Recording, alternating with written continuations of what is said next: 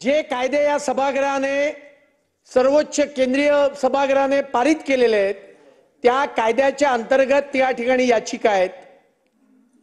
मला वाटतं त्यांचे सगळे उद्गार काढून टाकावेत, कारण ह्या केवळ राजकारण करण्याचं आहे। यांचे जेव्हा मुख्यमंत्री होते तेव्हा कोरोनाच्या काळामध्ये तुम्ही गणपतीच्या उंचीवर मर्यादा घातलीत, तेव्हा कुठे होतात तुम्ही?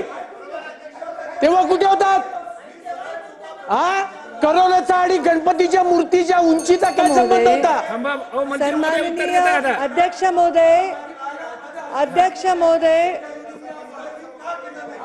सन्माननीय काय द्यायचं? तेच सांगते। काय सांगायचं? एक मला सन्माननीय सदस्य सरदेसाईजींनी जे प्रश्न मांडला मी त्याच्यावरच उत्तर देते आहे। अरे मंत्री आज ते का पाहायला येतात? कारण सुंदर सुंदर मोठ्या मोठ्या मूर्त्या या लालबाग परळमध्ये उभारल्या जातात। 2 मिनिटं मला बोलू द्या। आणि त्याकरता जर त्याला एकच पर्याय तो म्हणजे पीओपी। शाडूच्या मूर्त्या या एवढ्या मोठ्या आपण उभारू शकत नाहीत आणि त्याकरता नाही मला माझा पॉइंटेड प्रश्न आहे। जर आता नाही असं ते बोलतात म्हणून नाही, मी आपल्याशी बोलतोय। त्यामुळे केवळ पर्यावरणाच्या बाजूने आपल्याला बघून हे चालणार नाही। माझा एखादा कोणतरी जनहित याचिका दाखल करतो त्यावेळेला राज्य सरकारने का इंटरव्हीन केलं नाही हा माझा पहिला प्रश्न आहे। आपण चांगले वकील का दिले नाहीत? आपण यामध्ये आपल्या राज्याची बाजू का मांडली नाही हा माझा प्रश्न आहे। यामध्ये केवळ मूर्तिकारांचा रोजगाराचा प्रश्न नाहीये। शेकडो कोटींची उलाढाल ही त्या 10 दिवसामध्ये जेव्हा गणेश उत्सव साजरा केला जातो तेव्हा संपूर्ण मुंबईमध्ये होते। त्या छोट्या मोठ्या व्यापाऱ्यांचं काय?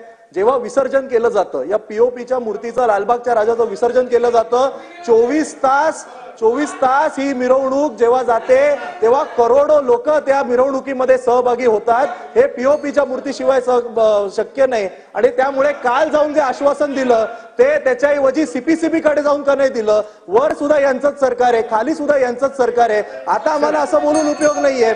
अध्यक्ष महोदय, माझा सरळ सोपा प्रश्न आहे, माझा सरळ सोपा प्रश्न आहे की आपल्याला पीओपीवर किती दिवस आपल्याला सण समारंभामध्ये आपण व्यत्यय का आणतोय?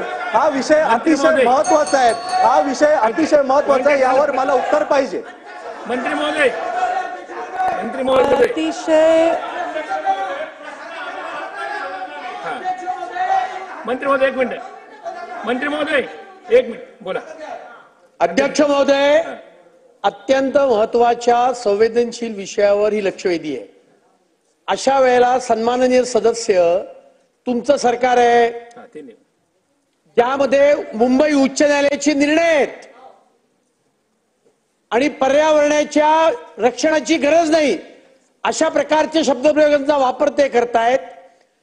जे कायदे या सभागृहाने सर्वोच्च केंद्रीय सभागृहाने पारित केलेले आहेत त्या हा विषय तेव्हा घेतल्यामुळे या सीपीसीबीचे कंपल्सरी केल्यामुळे आम्हाला क्रमप्राप्त आहे। लक्षवेधी क्रमांक 3 साहेब, लक्षवेधी क्रमांक 3 अध्यक्ष महोदय आपल्याप्रमाणे। अध्यक्ष महोदय, थोडंसं मला वाटतं ही लक्षवेधीला 3-4 मिनिटापेक्षा जास्त लागणार नाही, पण आपलं मी लक्ष वेधू इच्छितो। एखादी पाणी पुरवठा योजना कशी चालू नाही याचं अत्यंत किंवा त्यातलं प्रदूषण कमी करता येईल, प्रदूषण पीओपीतलं संपवता येईल अशा प्रकारचा काही मार्ग निघू शकतो का या संदर्भात आम्ही समिती तयार केली आहे।